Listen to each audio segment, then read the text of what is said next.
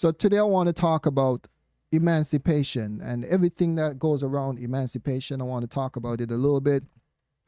And then hopefully, if we get anyone to like get on and start engaging, then we can have some you can talk about it. You can give me your perspective and stuff. So today I want to talk about emancipation. I'm going to talk about some of the countries that were involved with celebration emancipation, as well as events that was covered. We'll talk about reparation, the fight ahead, because it's not over with. This thing continues. It continues in so much unique ways, but it is a lot more subtle than it used to be. A lot more subtle, and a lot of people not aware of it, So I believe somebody like me who always take a step back and look at things, not saying I'm the only one, but we see things, and because we love and care about the Caribbean so much and the people of the Caribbean, because there's no Caribbean without us, the culture and everything, I want to call it out. Some people going to hear it, some people going to listen, some won't. Okay. So also going to talk about who benefited, the benefits of this emancipation celebration, who benefited from it, how they benefited from it. We're going to talk about these things, the good, bad, and things that we can learn from to build on this momentum that we have going right now. And then after that, then I'll probably try to open it if there's anyone who's there watching and want to talk, right? I'll open it up so they can give me their perspective, and then I'm going to close it out by giving you my takeaway.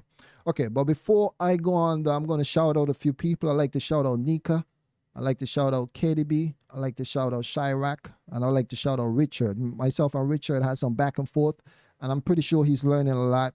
But particularly, definitely Nika sent me quite a few stuff and so forth. So I appreciate that, okay? We have people who's behind the scene who doesn't care about recognition like that, but those are the folks who really make things happen. And the ancestors definitely appreciate people like that. But here we go. All right, so first we're going to talk about emancipation. And there's a book dictionary, right? It has to do with setting oneself free from legal, social, and political restrictions. Legal, social, and political restrictions, as well as procurement of economic, social rights, and political rights. And some say equality that goes along with that, but here's my problem with that.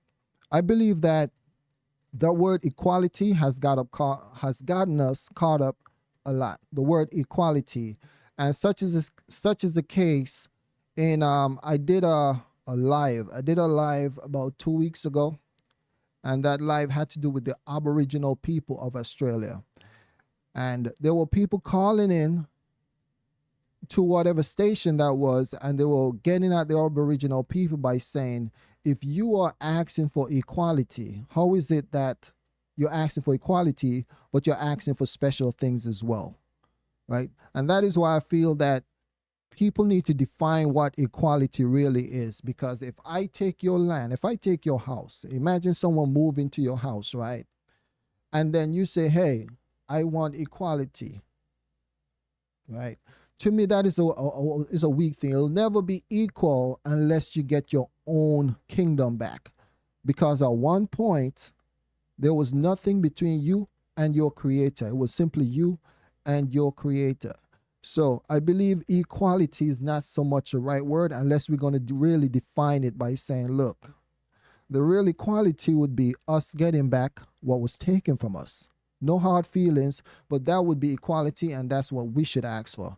In the Caribbean, where you had 300 plus years of free labor slavery, equality is not us getting into someone else's system, right? Even though the system would not have been where it is without us, experiments that was done on us while we work the field, people are able to go to school and work on science and try all this stuff that they were able to do as using us as a lab mouse. And again, I am not saying this out of any type of anger. It's just the reality about it.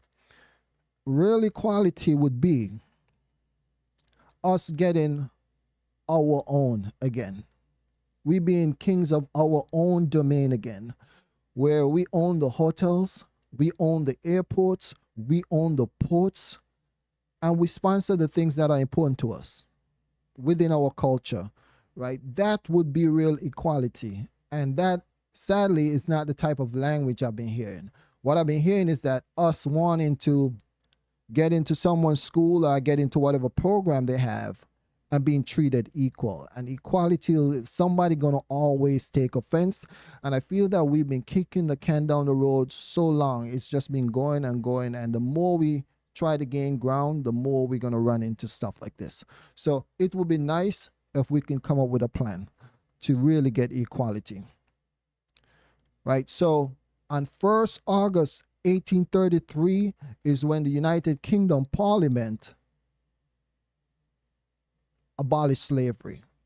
Right? That's when they abolished slavery, put out the instruction, or the act was passed to abolish slavery. However, slavery was actually abolished in 1834. So the act was passed on 1st August 1833, and then slavery got abolished in 1834. And that is why he used the first as our celebration, most people, right? However, after slavery was abolished, it didn't end there. Our ancestors continued to work in another 4 years. They continue working another 4 years in order to pay. It's called the apprenticeship period. And that period was for them to work for free, 40 hours a week, to pay back the slave owners, or to pay back the planters. Right? That was their that was their way of getting back payment. So they got their reparation. Right? So up to this day, there hasn't been any real impact on those who were involved with slavery and stuff like that. Okay? So the apprenticeship period, and one of the things I want you to take notice is that the strategy always changes, but there's always a strategy. There's always a fight. And that is why to this day, we are still fighting that fight, but it's a different fight. And we have to be aware of where we are on the battlefield and our role in the battlefield and how we can play a role in the battlefield. Right? Because up to 1838, everyone above the age of 6 were not free. They had to work, and the UK continued to rule over the people for another 100 years after that. And many may argue, I would argue and say, they're still ruling over us now, right? And that's just the reality about it. That's just the thing. And we just have to acknowledge that and be honest with it and really come up with plans to get out of it. Do we want to get out of it, or are we trying to merge ourselves into it more? Which is it? You know, and we say, I believe there's a lot of mixed message that is sent out there. Okay, so once the slavery was abolished and the apprenticeship got completed in 1838, then they shift their interest. There's always a shift. It's almost like a UFC fight. They change the position, change the strategy. But even then, our people continue to resist, right? There was the Bussa Rebellion in Barbados that much people don't talk about, but Bussa was a mighty warrior, and Bussa was from the west coast of Africa. And you're going to see too that I'm not going to get ahead of myself, but Bussa was from the west coast of Africa. He turned it up. He had a high position on the plantation, right? But he was able to galvanize the people of Barbados and set many of the plantations on fire.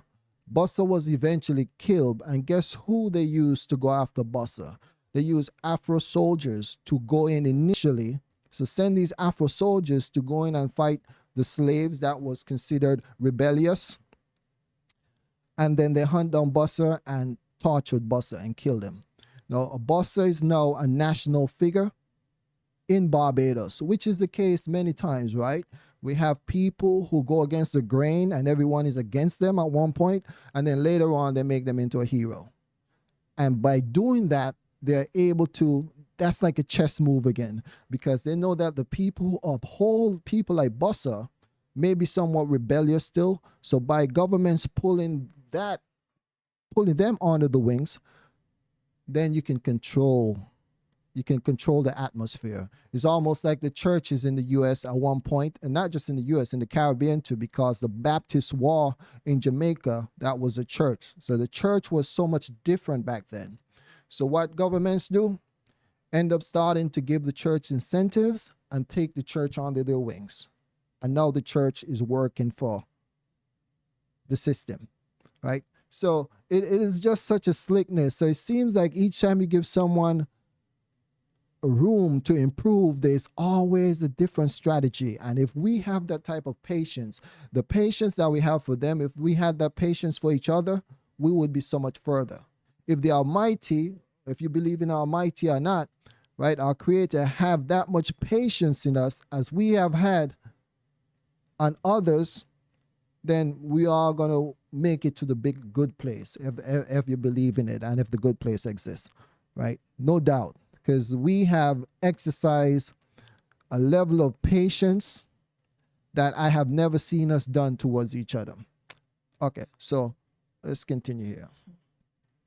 So here are some of the islands that was involved with participating or celebrating emancipation. You had Anguilla and Barbuda, Antigua and Barbuda. You had Anguilla, had Bahamas, Barbados, Belize, the British Virgin Islands, Canada, Nova Scotia, Dominica, Grenada, St. Kitts and Nevis. You had St. Vincent and the Grenadines, South Africa, Bermuda. So there was Barbuda earlier. This is Bermuda now. Turks and Caicos. I wonder if we still have a lot of us living out there in Turks and Caicos. I hear a lot about that place. I would like to check it out. You have Guyana, Trinidad and Tobago, as well as Jamaica. Now, something to note, though, right? In Guyana, they call it August Monday, the first Monday of the month of August, and many of the countries that celebrated emancipation, they started at the end of July and worked their way into August, right? And I saw a lot of festivities throughout the Caribbean and other places, so that was very good, including in the States as well. Trinidad and Tobago was the first country to declare emancipation a public holiday. And then after that, other countries got on board, which is good because it shows the lack of people are not big-headed, I'm pretty sure that by Trinidad doing it, it probably put pressure on some of them who did not want to do it.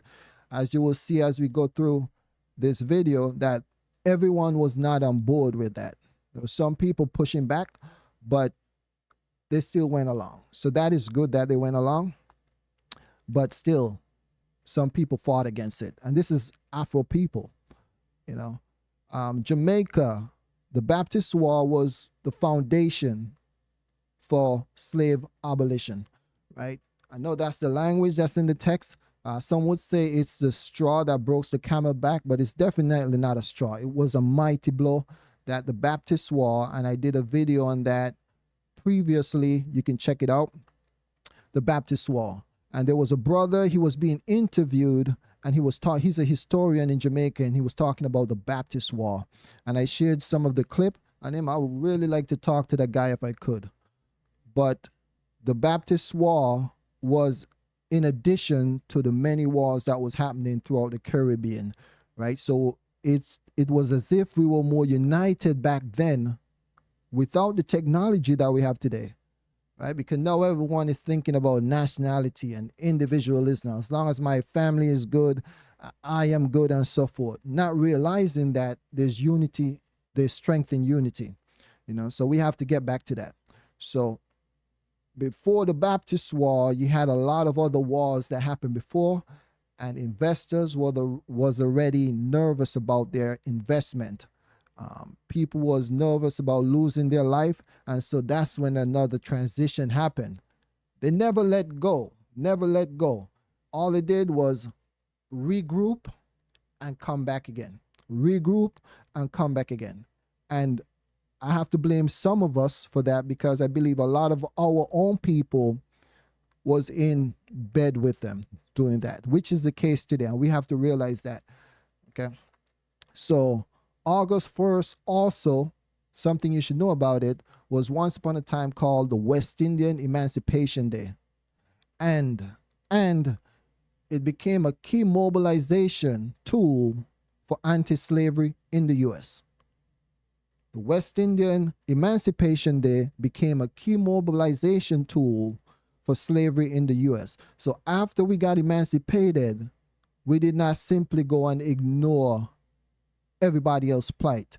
We had a lot of people who went to the U.S. and got involved with the situation there. And as well as when Mussolini invaded Ethiopia, we also had our people were very vocal about that.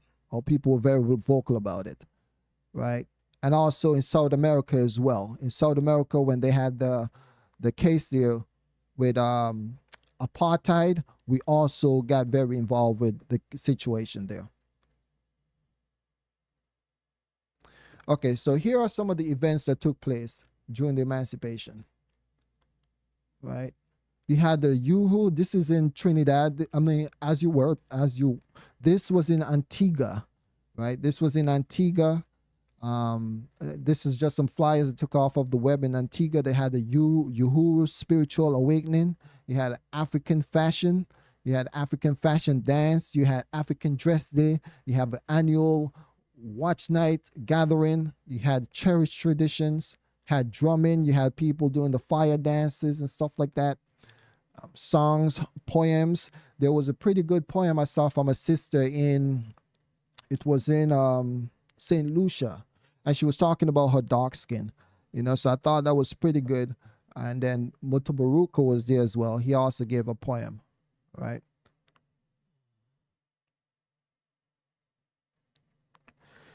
Now I wanted to point out something about this. So as I mentioned earlier, in the US they were also celebrating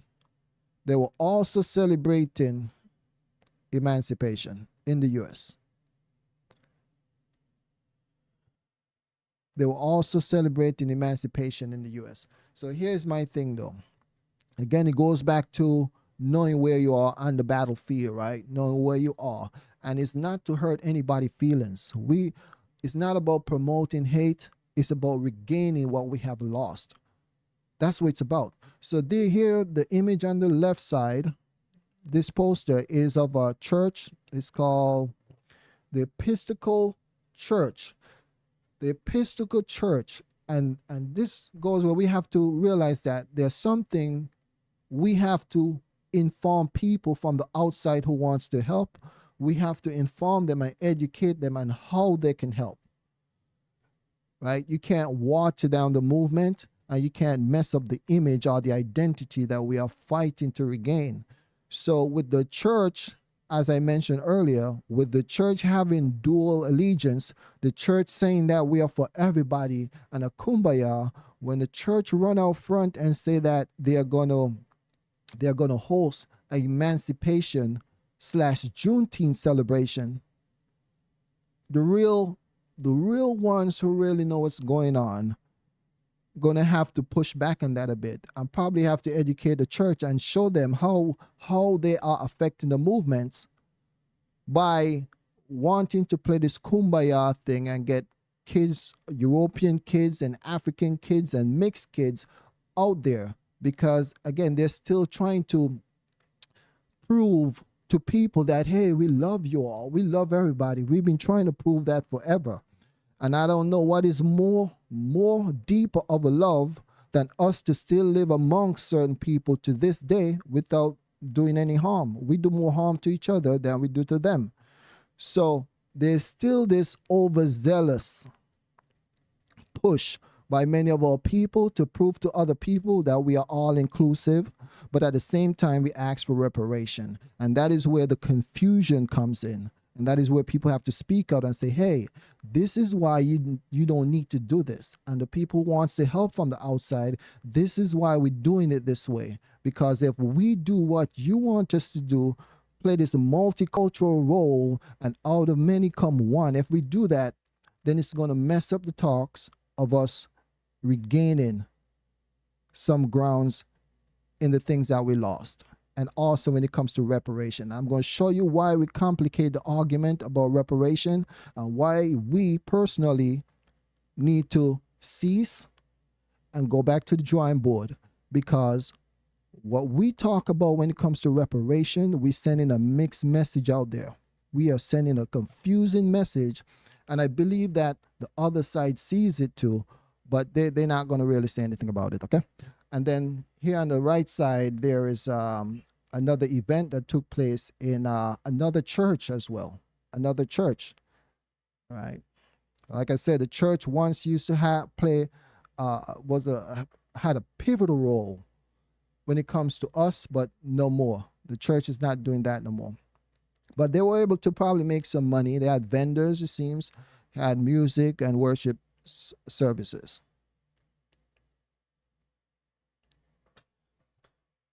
Okay, here is some images that were posted. Some of these images are in Guyana. And here, you know, the highlight of emancipation was the king, King Osei Tutu, the Asantehene of the Ashanti people. He visited Trinidad and Tobago. And like I say, I applaud Trinidad and Tobago for doing that. You know, and how do we keep this momentum going though? How do we take that? Because now the youths were able to see royalty, see us in royalty, to know that, hey, we ain't came from the bushes jumping out of trees and stuff like that. We had a royalty. As a matter of fact, back then, everybody was many, many years behind of where we are right now, right? So he's the 16th Asante king, and he was crowned, he was ascended to that position in 1999. This is him on the bottom left talking with Dr. Raleigh, and they set up this appointment back in 2020 when Dr. Raleigh met President Nana Akufo, you know, so that was great that he got there. And this man, he was excited about coming to Trinidad and Tobago. Excited, I can imagine, you know, being able to come to the Caribbean and to see a whole group of people that look like him and his people. So I know they were excited. I was excited, right? So yes, and the pictures on the top, these are some pictures in Guyana. It's good to see they have the youths come out, the children, bring them out, dress them up, and not ashamed of it. So that's good. Okay. So here's some more images. This is in Belize, Guyana, actually, Guyana again. The Emancipation Day, and this was their national park down there. A few more images, and then I'm going to transfer over to the reparation part of it, right? So the image on the right side, is in St. Martin. This is in St. Martin, and the images on the left is in, the one on the top is in Guyana, and the one on the bottom is in Belize, right? So we are strategically located around the globe, you know, and like I say, if we get on the same page, what's this? If we get on the same page, then we'll definitely be all right. There's a mouse moving around on my phone. All right. And here's the last image I'm going to show when it comes to the events. Again, they had all type of stuff, poems. In Jamaica, they had a Seville show. In Trinidad, Barbados, St. Lucia, Antigua. Okay. So now let's talk about reparation. And this is where things get a little bit sticky. And that is why a few days ago, I'm going back and forth with myself and a brother from Jamaica, right? Another brother. And then he keeps, you know, it's just funny. And I praised him. His name is Richard. Big up Richards. But here you're going to understand why we got to be careful what we say to other people, right? On the 1st of August, 2023, Mia Motley came out and said this. 1st August 2023, she said, "Today, Emancipation Day, may we never forget the hardship our ancestors faced under slavery and in the fight for freedom. The struggle for total emancipation is not yet over, so let us lift up our ancestors' legacy and commit to seeking justice and reparations for our people."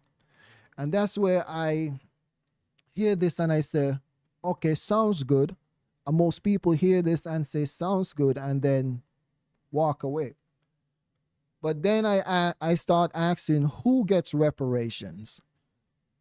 I'm hearing a lot of language about multicultural, and this is a government official who I really admire, by the way, because CARICOM as well is a government entity who came up with a 10-point plan for reparations. But the government is for everyone. The government is for everyone. So when the government is saying reparations, who are you going to give reparation to? The people that move away from Barbados. What about the people in the case of Jamaica? And I'm saying this because the out of many, one people to me is one of the most detrimental things that we can be saying. As a matter of fact, it is kind of disrespectful to the local people. Can you imagine someone move into your house? Can you imagine someone take your land and then they start saying out of many one? Basically just ignore your entire lineage, entire history, and say out of many come one? No, I would say hold up. I need my land back. I need my resources back. There's no out of many come one here. Okay, so we need to reconciliate that issue right there and get back to where it was, right? So that's the who, the big part, and how are we going to pay them, right? Now, I'm going to get into CARICOM, some of the things CARICOM wants to do, but I didn't really see anything about cash payment, right? And of course, reparation is much more than that, especially after what was acquired during slavery by the colonizers and how far they were able to get ahead of the rest of the world. It propelled them way ahead of everybody else. Slavery did that. So it is right for them to assist with us getting to where we need to be, which is right there on that level. However, we got to control that. They can't control that. They can't control our programs and so forth.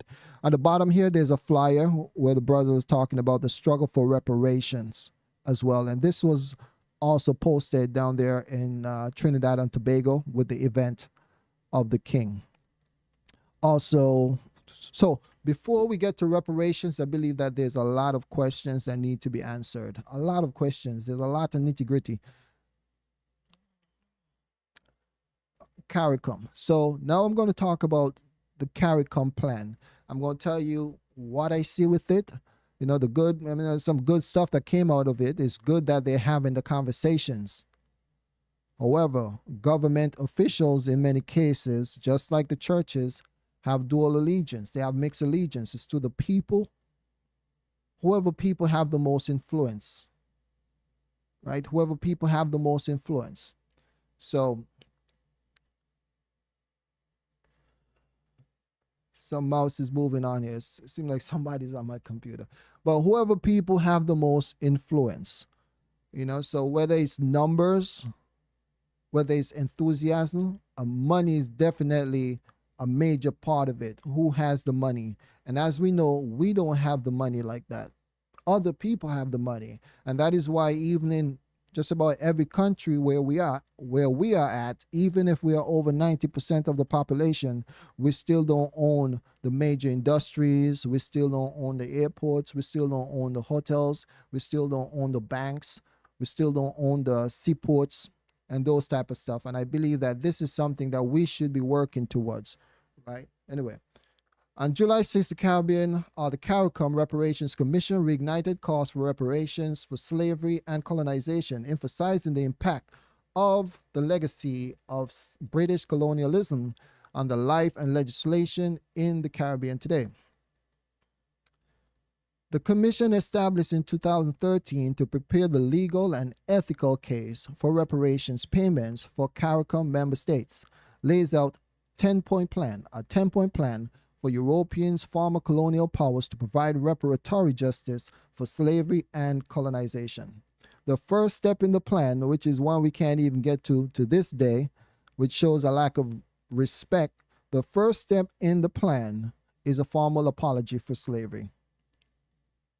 But to date, it says UK has expressed deep regret for their role in the transatlantic slave trade. However, a formal apology is yet to be seen, yet to be heard. Is yet to be heard in 2023.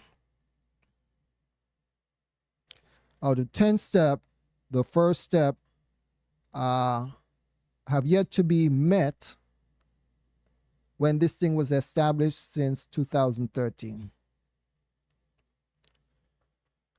During a 2015 visit to Jamaica, former UK Prime Minister David Cameron rebuffed calls by the Jamaican National Commission on Reparations for the UK to pay Jamaica reparations, stating the country should move on. This is what he's telling Jamaica. The country should move on. But the thing about it, many people say, like I was talking about just the other day, talk about how the many come one.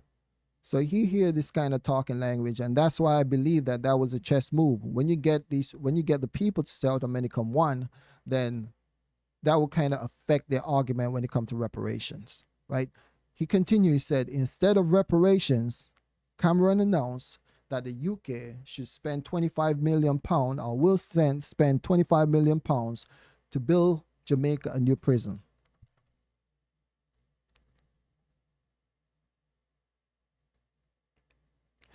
And here's the 10-step plans. It goes from the formal apology, reparation, repatriation, indigenous peoples development program, cultural institutions, public health crisis, illiteracy eradication, African knowledge programs, technology transfer, and debt cancellations, right? These are the things, because they figure that a formal apology is in line with healing, with the healing process. Also, they talk about giving trips back to Africa and educating people on Afro people on what was lost. And one of their justification for that was that people who are ancestors of the colonizers, or Europeans, are able to travel at any part of the world and are able to get the education they need on their culture and stuff like that.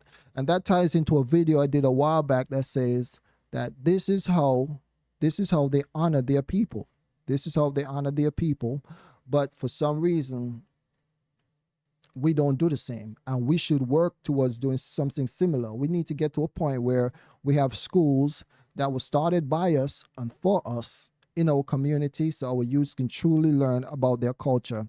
And so that we don't run into what happened in Trinidad and Tobago, where the youths were not allowed to graduate due to their hair.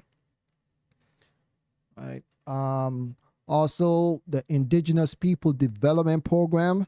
They talked about the fact that in the 1700s, over 3 million indigenous people existed in the Caribbean, and by the year 2000, only 30,000 existed. I was left. Also, chronic diseases in the form of hypertension that people of Afro descent face, such as diabetes type 2, and also financial risk due to slavery and the generational trauma of slavery and stuff like that, which is true. You know, it sets you back because a parent can only teach a youth what they know. You know, so if for generations upon generation upon generations you're learning to be a slave, then that's what you're going to teach your youths, right? So I can still see the effects of that to this day, where we don't trust in each other like we should, and we really, even though we talk about becoming independence and becoming a Republican, we still in many ways look towards the UK and the United States for help. Like I've seen in the past few months, past year, where many of the countries have adopted programs from these other countries that we are asking reparation from. And the thing about it is that those programs is a way for them to get in. It's almost like instrumental war. It's a way that they get into your community, secure themselves into your community, and so forth. And they get access to your most valuable assets, such as the land and the people. So there should always be a plan to get out. How long are we going to have this program in place, and what is the plan to get out of it so that we can take the place of these programs?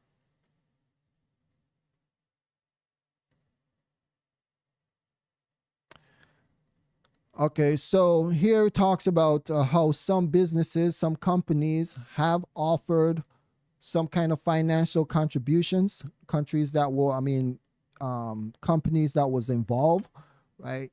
Again, though, even though it is appreciated, they're not losing anything. They're not losing it. There's no pain, no gain, nothing. No pain, but there's definitely a gain in the way they give these financial contributions, because it says here that they're going to give financial contributions to organizations that support Black and ethnic minority communities, right? And like I mentioned just a few minutes ago, many of these organizations are from these same countries, right? So they're going to have a organization that comes from UK or the US, and then you have a private company that comes from UK and the US that's going to give money to these organizations to take care, to help your youths.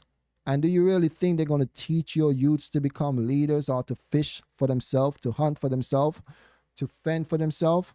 That is one thing they have been teaching us for generations.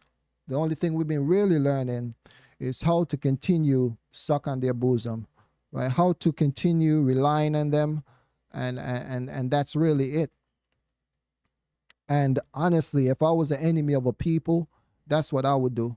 You know, that is a good way to keep tabs on people. That is a good way to control a society. That is a good way to shape the future and turn it into what you want it to be. It says here in 2001, a British delegation to the Durban Conference, which was a conference that took place in South Africa, they outright blocked an apology for slavery by the European Union, despite the support for an apology from some other European delegates. And you know, this is kind of like a good guy, bad guy thing. There's always someone who is good, right? However, the person who is good know that the person is bad. They know what the person is doing, but it's definitely a way to control the narrative of stuff. Hey, I'm with you. I'm for you. I'm going to march with you. I'm here with you. Those guys, what they're doing is wrong. You know, and that's why I feel things has been getting kicked down the road, and we are still in the position that we're in today because we kind of look to these people for help. And sure, it's fine to work with others. Definitely, I'm not saying not to, but you need to also have a pocket of us who the same way questions their allegiance.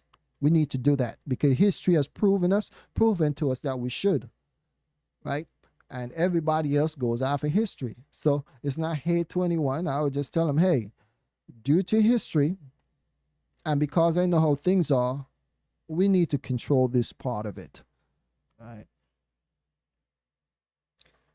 Okay, so this right here is really to prove that I'm not going to read through all of them. I'm going to read from the last paragraph, right? So during the transatlantic operations, our ancestors was always rebelling. They did not simply roll over and take things as were, right? They were turning it up. Even when they touched down on the islands, they were handing it to the slave masters, right? But it says here, in spite of severe punishment, which they had a lot of devices to punish the ones who lash out against them, despite severe punishment for their efforts, the slaves continued to revolt repeatedly and often violently.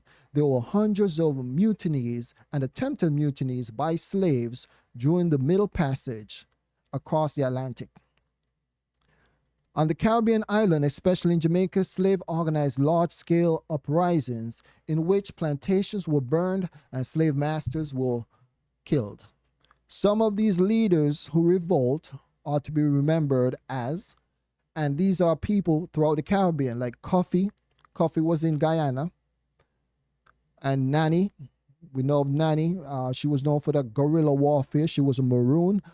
Nani and Taki was out of Jamaica. Had Morales out of Cuba, Henry Christophe, Jean-Jacques Dessalines, and Toussaint Louverture out of Haiti, right? So throughout the Caribbean, they will turn it up. And of course, you have the situation in the Virgin Islands where people was handing it in St. John Virgin Islands as well. So there was a lot of rebellions, some at a smaller scale because of the size and numbers, but they were definitely just as impactful on abolishing slavery. So kudos to our ancestors for standing up for themselves. And like I said, in this time, the struggle continues, just as Mia Motley said. It's a different warfare. It is instrumental warfare. So on the top left, we have Kofi. Kofi was West African, came from West Africa. He was of the Akan people. And this is why I was talking to this brother the other day. His name is Richard. I told him that, look, these people are the same. Many of them are the same people because Nani, and I also think Taki, who is from West Africa as well, Taki was of the Akan people as well. Taki was of the Akan people. So from the left to right, up top, we have Kofi, you have Nani, who was known for the guerrilla warfare for many years. And then next to her on the upper right, you have Taki. On the bottom left, you have Henry Christophe. And next to him in the middle, you have Jean-Jacques Dessalines. And then on the right side, you have Bossa out of Barbados. And this is all to show that throughout the generations, our ancestors understand what period they were in. And they did what they need to fight for people. And we have to realize what period we're in as well. And it's a different warfare.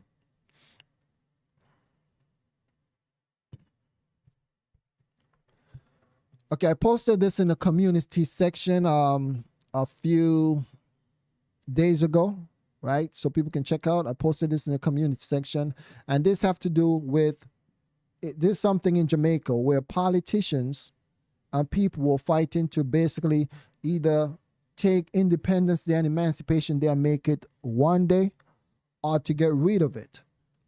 Like such as the case of Edward Siega, who feel that Emancipation Day was not adding to the culture, and some of the private business owners felt like it was taking away business from their corporations. It says here, yeah, so at one time in Jamaica, Emancipation Day was eliminated. And in the 1990s, had a brother named, his name is, what it is, P.J. Peterson. He fought to have it back. He fought to get it back. And so now Jamaica is once again celebrating emancipation. But as it says here at the very end, for now, right? For now. So I think what will happen, I believe they're going to keep it, but just like with the churches and so forth, government's going to embrace it and pull it onto them, and they're going to be able to get rid of some of the richness of it and alter it into a more friendly, everybody kumbaya type of deal. I believe that's what's going to happen. So yeah, so what I want to talk about is who benefited from this Emancipation Day celebration. So definitely the youth benefited from seeing it. The people, it was good for them to see royalty. Not apart from that, just getting together and celebrating their ancestors, celebrating the future, celebrating where we are and where we're going to get into. All of that was cool, right? But here's the thing I want to point out as well. Right here, you have the sponsors. You have the sponsors of the Emancipation Day celebration. And right now I'm using the one in Trinidad, right? I'm sure it's the case with all of them. I remember I was watching the Reggae Sumfest the other day, and the same thing. You had Red Stripe, you had Caribbean Airlines, you had Digicel, and the same with last year, Christmas time, St. Kitts and Nevis Carnival. Digicel was one of them, Cable Wireless. All these organizations that are not owned by locals, who are the sponsors. So they are the ones sponsoring the culture that we claim to love so much, right? But there need to be a time, because we have to realize by them doing that, they have the ears of the politicians, right? So that is why when they come to your country and say, hey, you need to accept this type of this new thing, new behavior into your culture, you can't say much because they saw you having a great time. They saw you having a great time, and they see that you are dependent on their money. So it's only a matter of time before they get what they want, because they're going to put a lot of pressure on the politicians. And them and the politicians had that conversation, right? So again, that's why the politicians is in a unique position, and we have to realize that. But if we can galvanize not only on one island but all throughout, everybody get on the same sheet of music like we once were, then we can start having some impact. And again, and also people who travel abroad, we have to start investing. They have to start investing back into their community, back into their culture. Now, I say none of them do. I'm sure people do, but we're going to have to do it at a greater scale. We're going to have to do it at a greater scale, because I believe right now where we are at, they have us in a place where we are comfortable. You know, we are comfortable because we have everything taken care of for us for the most part. We go get a job. Once our youths finish school, they go work for someone else to work on someone else's vision and to advance their grip on our society. Right? So these organizations here, you have Retail Service Limited, NLIB, NLICB, Digicel, Massey Foundation, and there's another one over here, something foundation. I could not see too well. But here are the people, the founders of all those organizations that invested in the Emancipation Day celebration down there in Trinidad and Tobago. And again, this is not a knock on Trinidad and Tobago at all. Right? Trinidad and Tobago did great. They set an example. They set the bar pretty high on celebrating the emancipation. However, we got to get to the point where we are able to finance ourselves and take care of our own. Okay, so the first guy on the left side, he's Bob Rickle, right? And he came out of New Jersey, and there were some brothers, and they started a heating business, and they continued with the family tradition. They continued with the family tradition in the 50s and 60s, when many people in the U.S. still wasn't living too well, right? Next to him, you had Dennis O'Brien. Dennis O'Brien, he was a billionaire, and he was the founder of Digicel. So we're keeping his legacy alive by depending on them, because they are making that big bucks, the money from it. They're sponsoring it, but they're also making all that money back. On the upper right corner, you have Hart Massey, and he's a Canadian businessman. He's a philanthropist, and also it was a family business as well. It was a family. He was a member of the prominent Massey family. He was an industrialist, and he built agriculture equipment firm and became the Massey Ferguson. That became Massey Ferguson, and now part of AGCO. And then on the bottom right, far right, have the Chinese Corporation that started the business here at the end, Lobo Foundation or something like that, right? It had to do with gambling and different things of sort.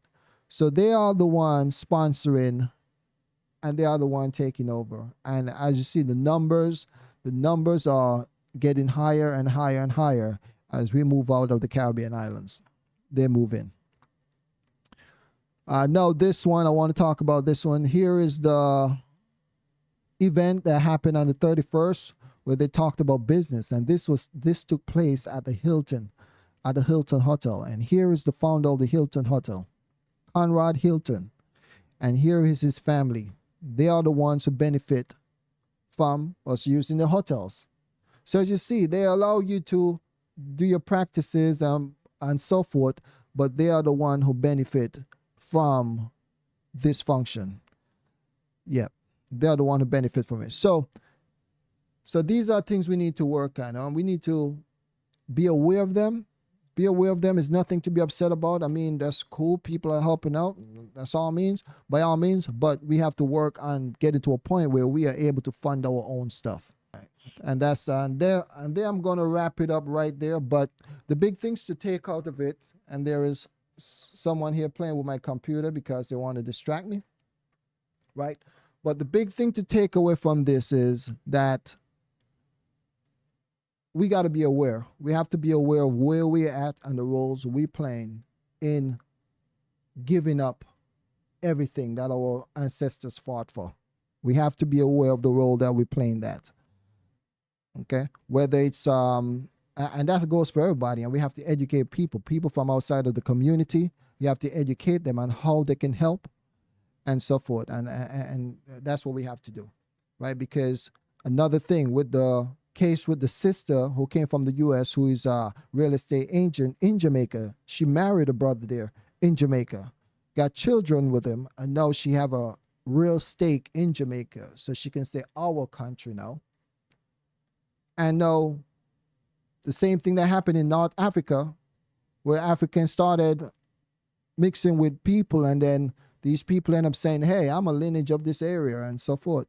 And then they connect to the other side of their family more, that can pose a problem. And I'm telling you, when you see the clouds forming, you know that a storm is coming. So we definitely need to get ahead of that. But anyway, I'm going to wrap it up right there. So don't forget to like, subscribe to the channel. We're going to work on these lives more.